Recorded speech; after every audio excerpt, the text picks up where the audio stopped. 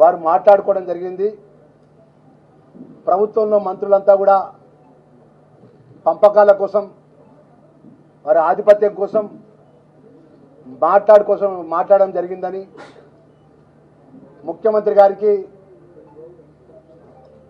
ప్రభుత్వం మీద పాలన మీద పట్టు లేదని చెప్పి నోటికి ఎంత వస్తే అంత పత్రికా ముఖంగా హరీష్ రావు దండు పచ్చి అబద్ధాలతో ఆరోపణ చేసినారు. కేబినెట్ లో మాట్లాడినటువంటి విషయంలో కూడా పచ్చి అబద్ధాలు తెలంగాణ ప్రజలకు చెప్పే విధంగా వారు ఆరోపణ చేసి మంత్రివర్గంలో ఉన్నటువంటి ఒక బలహీన వర్గాల మంత్రివర్గం, ఒక దళితులు ఉన్నటువంటి మంత్రివర్గాన్ని అవమానపరుచుకుంటూ వారు మాట్లాడిన మాటను తక్షణమే క్షమాపణ చెప్పాలని చెప్పి దండుపాల్యం అంటే మీరు స్టువర్ట్పూర్ దొంగలు అంటున్నా. నేను మంత్రివర్గాన్ని దండుపాల్యంగా పోషిస్తున్నా కదా, మరి స్టువర్ట్పూర్ దొంగలా బందిపూడి దొంగలా? మీరు మంత్రివర్గం 10 సంవత్సరాల రాజ్యం